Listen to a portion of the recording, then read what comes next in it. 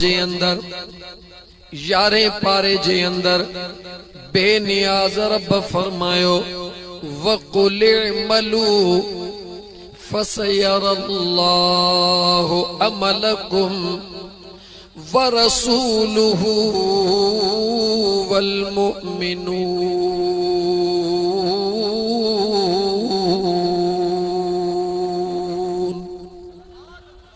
अल्लाह जे ज़ात फरमायो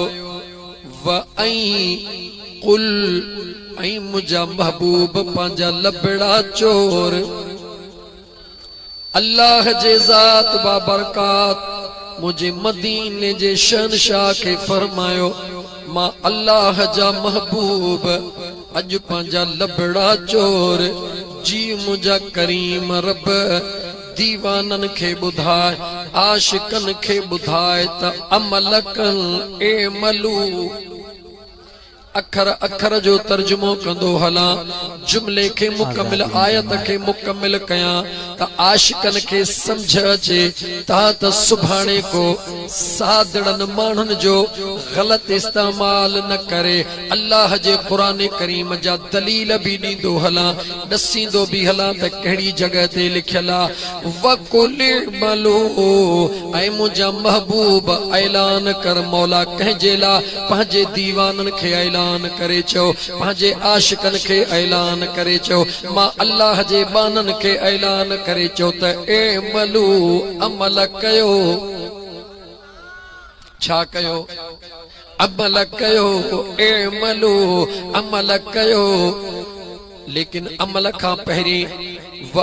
कुल जे ला लफ्ज़न जे मथा तवां जे थोड़ो आडो मां वज़ाहत कया त इन कुल में मुझा दोस्त राज कहिड़ो आ। अल्लाह तबारक व तआला जी ज़ात बाबरकात इए भी हुक्म करे सके पियो त ए मलू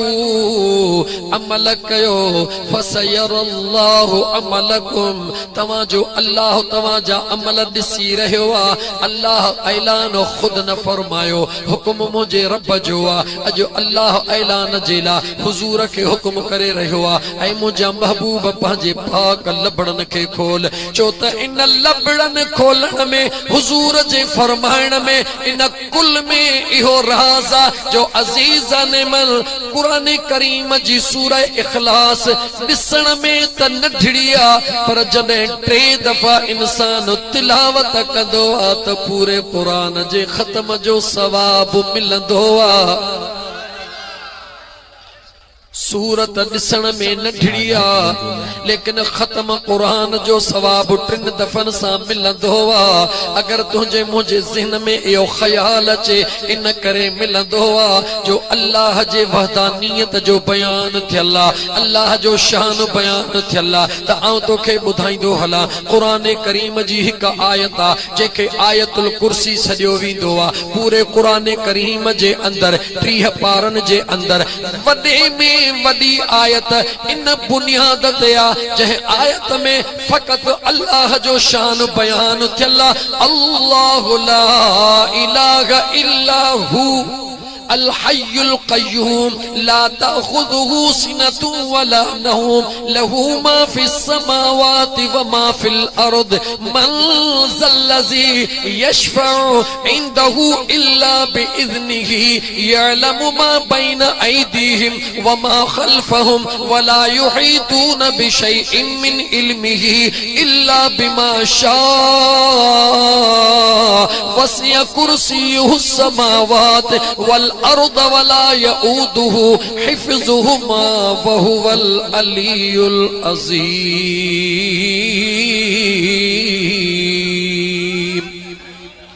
वडे में वडी कुरान जी आयत कहड़े बुनियाद ते इन बुनियाद ते त उहा हिकड़ी आयत वडे में वडी जंहिंमें फकत अल्लाह जो शान बयान थियल आ मगर आयतुल कुर्सी जी तिलावत 10 दफ़ा कंदे 10 आयतुल कुर्सी जो सवाब मिलंदो पर सूरह इखलास के 3 दफ़ा पढ़ंदे पूरे कुरान जो सवाब छो। अज़ीज़ान मल अगर तुझे ज़िन में ख्याल तो अचे इन सूरत जे अंदर अल्लाह जे वहदानियत जो बयान थियल अल्लाहु अहद हुवल्लाहु अहद अल्लाह जे वहदानियत जो बयान थियल ऐं फौरन कुरान करीम जे उन सूरत मुबारक जे मथों हला जेका 40 रुकन ते मुश्तमिल आहे जंहिंजो नालो सूरह बकरा है उन में भी त अल्लाह फरमायो व इलाहुकुम इलाहु वाहिद उन 40 रुकन वारी सूरत जे अंदर भी अल्लाह पांजे वहदानियत जो बयान कयो आ मगर हिकड़ो दफो पढ़ंदे त हिकड़े दफे जो सवाब 20 दफा पढ़ंदे त 20 दफन जो सवाब पर सूरह इखलास 3 दफा पढ़ी त सजे कुरान जो सवाब राज कहिड़ो आहे मुंहिंजो बेनियाज़ रब ॿुधाए रहियो आहे त राज मुंहिंजे वहदानियत जो ज़िक्र नाहे मुंहिंजे बेनियाज़ीअ जो ज़िक्र नाहे उन में राज उहो आहे जो मां अल्लाह पंहिंजे यार खे चयो आहे ओ मुंहिंजा महबूब ज़ुबान तुंहिंजी खुले वहदानियत मुंहिंजी हुजे ऐ मुझा महबूब कुरान मां अल्लाह जो हुजे जुबान तो मुस्तफा जी हुजे लेकिन मां रब जरे हुक्म कया त महबूब तू चो मां अल्लाह के चवराइण जो मोहताज ना आहियां मां अल्लाह जी वहदानियत कंहिंजे मञण न मञण जी मोहताज ना आहे मां अल्लाह जी बेनियाज़ी कंहिंजी मोहताज ना आहे पर मुझा मुस्तफा जॾहिं तू चवंदो हई त मां अल्लाह खे ॾाढो मज़ो ईंदो आहे जुबान तुझी हुंदिया हबीब मजा सुना महबूब जिया तू फरमाइंदो है बेनियाज़ी मुझी हुंदिया पर जदे जुबान तो मुस्तफा जी हुंदिया हुक्म मा अल्लाह जो हुंदो आ मां रब के ॾाढो मज़ो ईंदो आ छो त मां अल्लाह हिन कायनात के जोड़ियो यार तुझे करे आ अल्लाह कंहिंजे करे कायनात के जोड़ियो आ वरी चो कंहिंजे करे हिकिड़ो शेर पढ़ा नात खाना नाराज तो कोन थींदा रब सुणे ने कायनात बनाई है रब सुणे ने कायनात सजाई है यार दिखातर दुनिया सारी बनाई है गल्ला सारा बातें यार दिया गल्ला बात सारिया ने यार दिया सुने मन मुड़े मन ठार दिया सारे नबी ने थले थले मेरे नबी दिया शाना बल्ले बल्ले ओ मेरे आका दिया शाना बल्ले बल्ले जग सारा उन्दे आल दसदे का पलदा है हर पासे पंजतन दा लंगर चलदा है जग सारा उन्दे आल दसदे का पलदा है हर पासे पंजतन दा लंगर चलदा है लगिया ने मौजा सने सार दिया लगिया ने मौजा सने सार दिया सुने मन मुड़े मन ठार दिया सारे नबी ने थले थले मेरे नबी दिया शाना बल्ले बल्ले मुझे बेनियाज़ रब फरमायो महबूबा ओ महबूबा जिते तुझो मां अल्लाह हुक्म कंदो हां जुबान तो महबूब जी हलंदिया अमल भले नढड़ो हुंदो वा मां अल्लाह वट वडी इज्जत वारो हुंदो अल्लाह फरमायो वकुल मलू ओ मुझा महबूब जी मुझा करीम रब लबड़ा खोल गुलामन के बुधा आशिकन के बुधा ए मलू अमल कयो मीलाद कयो तिलावत कयो दुरूद पढ़ो नमाज़ूं पढ़ो, सलातूं पढ़ो, खैर खैरातूं कयो, गरीबन जी मदद कयो, यतीमन जी मदद कयो, भले 11 जे रात में जश्न कयो। इमलू अमल कयो फसयरल्लाहु अमलकुम, पोइ तव्हांजो अल्लाह तव्हांजे अमलन खे ॾिसी रहियो। केर ॾिसी रहियो आहे? अल्लाह। ॻाल्हि ख़त्म थियण घुर्जे। हां छो त जज़ा ॾियण वारो अल्लाह आहे, अमल न करण वारे खे सज़ा ॾियण वारो अल्लाह आहे। जॾहिं सज़ा ॾियण वारो बि अल्लाह आहे, जज़ा ॾियण वारो बि अल्लाह आहे, ॾिसण वारो बि उहो आहे। ॻाल्हि खे ख़त्म थियण घुर्जे। हां लेकिन अल्लाह ख़त्म न फरमायो। अल्लाह फरमायो मुस्तफ़ा ऐलान कर वकुल इमलू फसयरल्लाहु अमलकुम, मां अल्लाह त ॾिसी रहियो आहियां, पर मुस्तफ़ा ऐलान कर त दीवाननि जी दिल थधी थी पए, वरसूलुहु उन्हनि जे दिल खे थधकार पहुचे। असां अमल नौशारे में करे रहिया आहियूं, मुंहिंजो मुस्तफ़ा गुंबज़े ख़ज़रा मां ॾिसी रहियो आहे।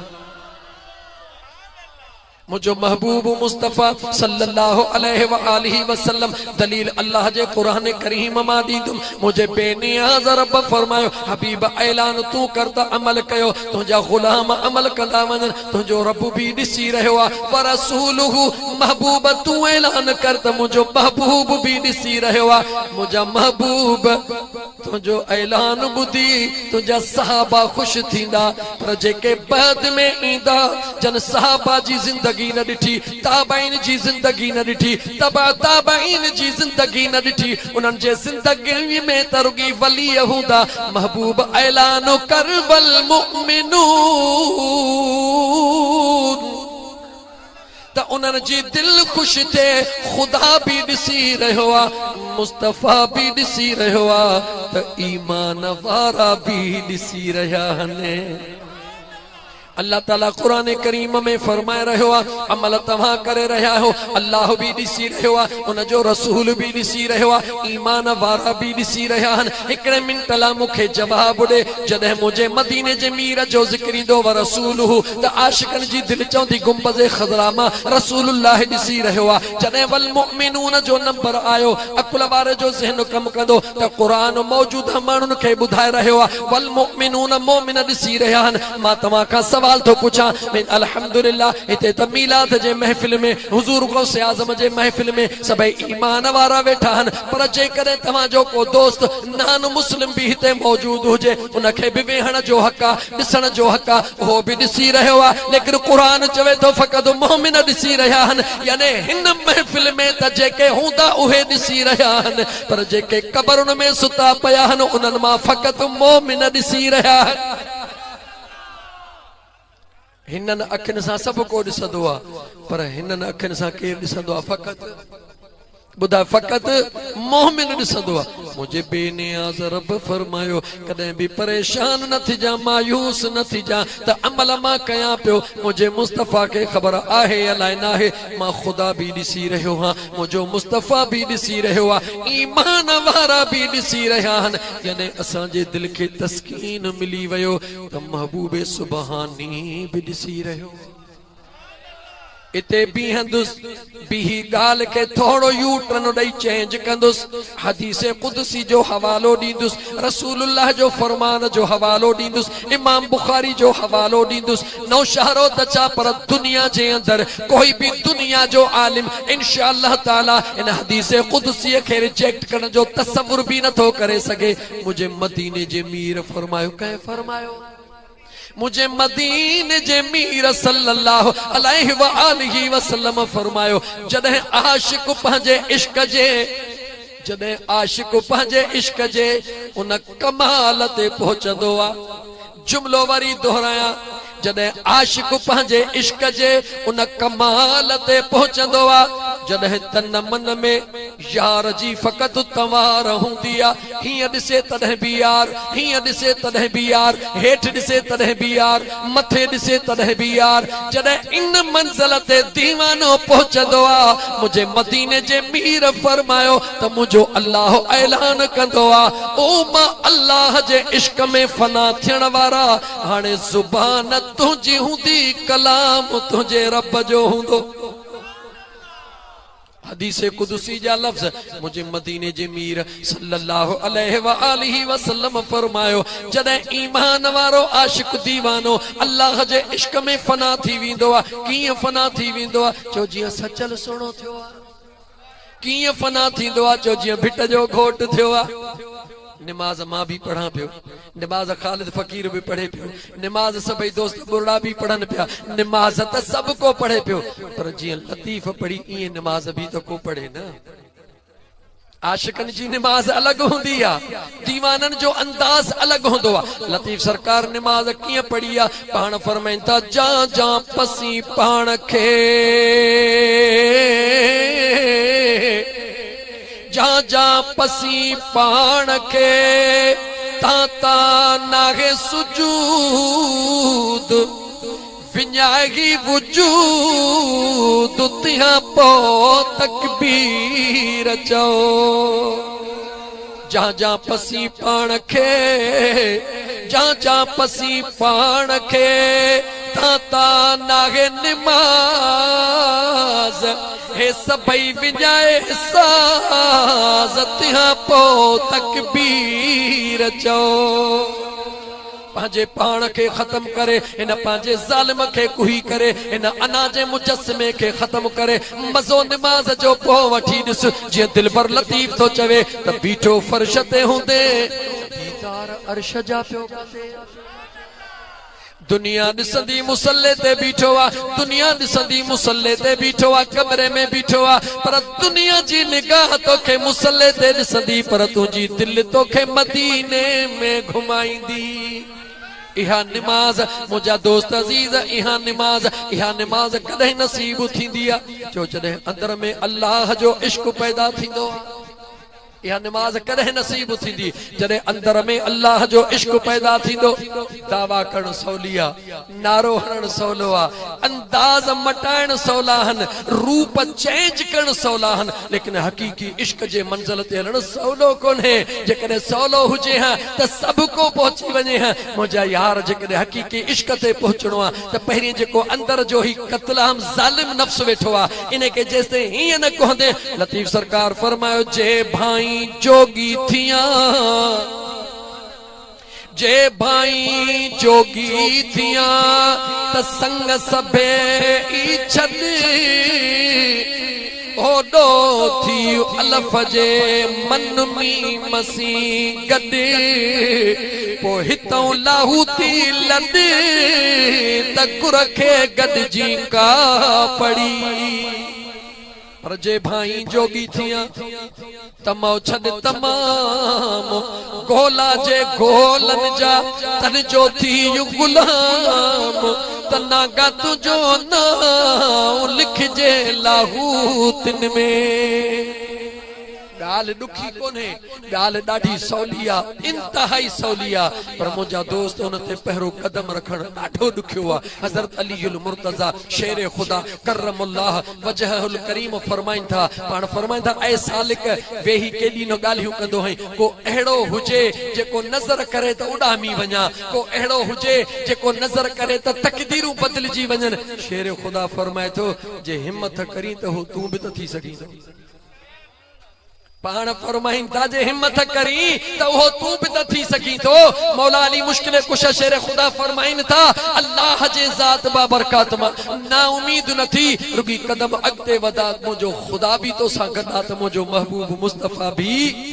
तो सा गदा। त मुंहिंजा दोस्त अजीज अर्ज पे कयुम, अल्लाह जे महबूब सल्लल्लाहु अलैहि व आलिहि वसल्लम फरमायो, हदीस कुदसी जा हरफन मुझे मदीने जे मीर फरमायो, जॾहिं अल्लाह जे इश्क में बानो फनायत हासिल कंदो आ, जॾहिं अल्लाह जे इश्क जे मौज में ईंदो आ, ज़ुबान उन जी हूंदी आ, कलाम मुझे रब जो हूंदो आ। कन्न उन जा हूंदाहन समात मुझे करीम जी हूंदिया अखियूं उन जूं हूंदियूं हन निगाह मुझे करीम जी हूंदिया हथ उन जा हूंदाहन ताकत मुझे रब जी हूंदिया पैर उन जा हूंदाहन इशारो मुझे रब जो हूंदो आहे मुझे बेनियाज़ रब फरमायो जॾहिं मुंहिंजो महबूब मानो जॾहिं मुंहिंजो महबूब मानो इन मक़ाम ते पहुचंदो आहे व इन सअलनी बस उन जे सवाल करण जी देर हूंदी आहे लऊतियन्नहु मा अल्लाह अता करे छॾींदो हा अल्लाह जो महबूब तो फरमाए त जेकरे अल्लाह जे इश्क करण वारो अल्लाह जे महबूब फरमायो अल्लाह जे इश्क करण वारो एक अल्लाह जो मानो जेकरे अल्लाह जे जिक्र में फनायत हासिल करे त व इन सअलनी उन जे जुबान मारो की लफ्ज़ निकरण जी देर आ मुजो रब फरमाए तो लऊतियन्नहु तू हथ खणदो हई हथ हेठ पोकंदो हई मुजो रब तुजी अगई दुआ पूरी करे छडींदो आ इहो ई त मकाम आ दुनिया हैरत में हुंदी आ महबूब सुभानी बेड़ी बेड़ी तक कुछ भी कोने अब्दुल कादिर जीलानी ओहो कुछ करे ॾेखारे जो दुनिया जो अकुल हैरान रहिजी वञे लेकिन शर्त है मुखे ज्यादा टाइम ॻाल्हाइणो कोने जज्बात में ॻाल्हाइण मुंहिंजी तबियत जी मजबूरी आहे इहो ई सबब आहे जो तबियत सदाई 11-18 लगी पे हिकिड़ो मुरीद सदाई पंहिंजे मुर्शिद खे चवंदो साईं मुर्शिद छा खे चइबो आहे मुरीद अखियूं कोन थो पढ़े सघां ये एडी टाइट दुखिया जो हीअं थो कयां त पोइ थियूं अखियूं खुलनि मुरीद छा खे चइबो आहे ऐं मुर्शिद छा खे चइबो बुजुर्ग फरमाइंदा बच्चा वक्त ईंदो तोखे ॿुधाईंदासीं पर मुरीद जी हा ॿिए ॾींहुं 8 ॾींहुं चौथे ॾींहुं ॿोलड़ी हले पई क़िबला मुरीद छा खे चइबो आहे मुर्शिद छा खे चइबो आहे बुजुर्ग फरमाइन बच्चा तोखे ॿुधाईंदासीं बिला आख़िर उन मुरीद जे शादीअ जो टाइम अची वियो जञ तैयार थी वई शादी जे लाइ घोट तैयार थी वियो कंहिं इलाइक़े मां शादी करण जे लाइ निकिरी रहियो आहे जञ सां गॾु अची रहियो आहे जॾहिं पंहिंजे कामिल मुर्शिद जे दरबार जे भरमा लॻियो आहे यानी हितां जेकॾहिं सखर शादी करण वञे रस्ते में कंडियारो अचे जेकॾहिं आशिक राजपर हुजे त चवंदो त 2 मिंट तरसी करे सजण साईं जा हथड़ा चुमंदो वञा जो एक मुरीद जी निशानी जॾहिं मुर्शिद वटां गुज़र कंदो आहे उन जी दिलि मजबूर थींदी आहे त पंहिंजे यार जी कदम बोसी करे वञा मुरीद जी दिलि आहे चवे थो भला शादी त करण वञा थो जॾहिं गिरास मुर्शिदनि जे दरबार वटूं आहे छो न मुर्शिदनि जी कदम बोसी कयो वञा पंहिंजे साथी खे पंहिंजे भाइरुनि खे चवे थो कुझु मिंटनि जे लाइ जंहिं खे तरसायो मां मुर्शिदनि जा कदम चुमी यूं वञी यूं मोटां थो दुआ वठी अचां त अॻियां ससु बि राज़ी हुजे घर वारा बि राज़ी हुजनि हेठों बेदा बेदा रखंदा आहिनि उहे न हुजनि ॾाढी आदत आहे न असांखे हेठों बेदा रखो ही कर कुझु कोन थींदी इहे अटकला सटकला उहे कंदा आहिनि जिन खे पंहिंजे यार ते भरवसो न हूंदो आहे कणक पोखींदे कणक लुणंदे सरियां पोखींदे सरियां लुणंदे गाह पोखींदे गाह लुणंदे तूं पोख अहिड़ी सुहिणी पोख जो तोखे बेदन ॾे नज़र ई न करणी पवे पंहिंजे यार ते भरवसो हुजे त इनशाअल्लाह मुंहिंजो यार कॾहिं बि मुंहिंजो बेड़ो ॿुॾण कोन ॾींदो भरवसो कर पंहिंजे यार जे मथां बहरहाल मुंहिंजा दोस्त मां तवील न वेंदुमि सुहिणे कामिल मुर्शिद जे दरबार ते मुरीद आयो अचे जञ खे वेहारे जञ लही रही आहे हे तकड़ तकड़ में आयो अचे मुर्शिद जे हथनि खे चुमियूं ॾींदो आहे अचे हथनि खे चुमड़ियूं ॾेई अञा इजाज़त लाइ अर्ज़ कंदो आहे मुर्शिदनि फरमायो बच्चा चङो थियो अचे वञे असां बि तोखे यादि पे कयो मुरीद जे दिल में थियो मां तो खुश नसीबा साईं जन मुखे याद पे कयो हाणे तो मिंट थी पाण फरमायो बच्चा अचे असांजो खत खण ओ फलाणे इलाइके में हिकिड़ो असांजो मुरीद रहे थो वञी उनखे असांजो खत पहुचाया घोट ॾिठो पंध 2 ॾींहनि जो जञ ॿाहिरि दर ते तयार लॻी पई आहे हाणे अकुल ऐं इश्क जो झेड़ो शुरू थी वियो अकुल चयसि त खणी अर्ज़ कर मुंहिंजा साईं मुंहिंजी जञ ॿाहिरि बीठी आहे मां त शादी करण थो वञा ज़ाल वनवाह में वेठी आहे ससु नाराज़ थी त छा थींदो सहुरो नाराज़ थियो त छा थींदो माई मूंखे न मिली त मुंहिंजो छा थींदो अकुल सवाल ॾिनसि लेकिन इश्क चयसि त ॻाल्हि ॿुध जंहिंखे दिलि ॾिबी आहे उन सां लेखो कोन कबो जेके दिल्ली दी बिया उन यार सां लेखो कोन कबो आ इन सभिनी ॻाल्हियुनि खे छॾे ॾे चवे थो जी मुंहिंजा साईं मुर्शिद फरमाइनि था बचा हिन तड़े खां निकिरी वञ जी मुंहिंजा साईं हाणे दिल्लीअ में शादीअ जा ख़्याल आहिनि अल्लाह खे सवाल कंदो थो वञे रस्ते में वेंदे वेंदे हिकिड़ो ॾींहुं गुज़री वियो ॿियो ॾींहुं जॾहिं उन मालिक वटि वञी पहुतो दड़ो खड़काई अंदरां जवान निकिरी आयो जीअं जवान निकिरी आयो ख़तरो पढ़ी बस कई चए थो हिकिड़ो मिंट बि अमानत तुझे हवाले कया नौजवान न्याणी वठी आयो चे तो मुझे मुर्शिदन जी अमानत वठियो तवज्जो मुझा दोस्तों हैरत में पइजी वयो होने मुझी ज़ाल वनवाह में वेठी आ अलाए मुझो मुर्शिद हिन सां शादी कराइंदो अलाए छा कराइंदो ऐं ॾियण वारो चवे थो इहा अमानत मुझे मुर्शिदन जी वठी वञो हाणे अमानत भी थी मिली आ अमानत में खयानत जायज़ न आहे हिन खे ॾिसणो भी न आहे हिन ॾे निहारणो भी न आहे हिन जे पेरनि ॾे भी न निहारणो आहे छो त मतां मुंहिंजे दिलि में को ख़्याल अचे वञे कंधड़ो हेठि कयो थो हले राति रस्ते में पई आ उहा न्याणी भी वेठी आ हे भी वेठो आ मगर निहारे नथो ॻाल्हाए भी नथो जंहिं वक़्त में ॿियो ॾींहुं थियो आ मुर्शिद जे दरबार में पहुतो आ जीअं दरबार में आयो हथड़ा चुमी करे अर्ज़ थो करे मुंहिंजा साईं हीअ तव्हांजी अमानत हीअं जो निहारे त पोइ ते कुझु भी न आहे ताह निकिरी वई ओ मुंहिंजा मुर्शिद मूं ख़यानत कान कई आ पाण हथड़ो रखी फरमायो बच्चा सदाई चवंदो हुए त मुरीद छाखे चइबो आ मुर्शिद छाखे चइबो आ अॼु ॿुध त ॿुधाई मुरीद उनखे चइबो आ जीअं तो थी ॾेखारियो आ हाणे मुर्शिद छाखे चइबो आ वञी दरवाज़ो खोल अञा तुंहिंजी जञ बीठी आ अञा लथी बि कान्हे का जेॾी महिल हीअं जो वञे ॾिसे त जञ मुंहिंजी कजावन मां गाॾियुनि मां लहे थी पई निहारे पुछनि था छो साईं जन कोन्हनि छा जो झटि मोटी आयो साईं जन कोन्हनि छा जो झटि मोटी आयो है ऐं मुंहिंजा दोस्त यादि रखी छॾ इश्क में इम्तिहान ईंदा आहिनि ऐं इम्तिहान पास करणु जंहिंजे तंहिंजे वस जी ॻाल्हि कोन्हे का असांजी बदकिस्मती आहे जो असां इश्क जे ऐन खां वाक़ुफ़ न आहियूं बसि रुगी दुनिया जे ॾटनि चकनि ते लॻी करे बसि जंहिं चयो यारी कर तूं जन्नती है मीलाद कर तूं जन्नती है असां बसि उन ते आखिरी कई न निमाज़ न रोज़ो न क़ुरान ऐं ख़ुदा जा माना भुलियल आहीं ए मलू अल्लाह जे नबी फरमायो त मुझो रब तो फरमाए सुहिणा अमल कर तुझे अमलन के खुदा भी ॾिसी रहियो आहे मुझो मुस्तफा भी ॾिसी रहियो आहे महबूबे सुबहानी भी ॾिसी रहियो आहे गौर कर मुझा दोस्त जेकॾहिं तू समझी तो झट में नारो हणी तो वठी आशिक पुट सदाइण ला नालो अम्मा मुझो रखा भले तोखे भी हक़ सदाइण जो मगर नारो हणी चवंदो है त रोज़ निमाज़ जी कहिड़ी ज़रूरत आहे जे दिल साफ़ आहे त रोज़े निमाज़ जी ज़रूरत न आहे इंतहाई ग़लत थो करे मूंखे हिकिड़े मिंट जे लाइ जवाब ॾे दुनिया जे अंदर सभु कंहिंखे रब चयो आहे छा खपई कंहिं छा घुरियो पर जॾहिं मैदान करबला में निहारींदे रब ईअं कोन थो चवे त छा खपई पर हेठां मुंहिंजो हुसैन चई रहियो आहे मौला तोखे छा खपे हुसैन ॾियण लाइ तयार कायनात जो अनोखो रंग आहे कायनात जो अनोखो अंदाज़ आहे जेतिरियूं चई क़ुरान जूं आयतूं पढ़ा दुनिया इमाम हुसैन खे इमाम हुसैन तो हुसैन दुनिया त अब्दुल कादिर जीलानी खे कान सुञाणे सघी आहे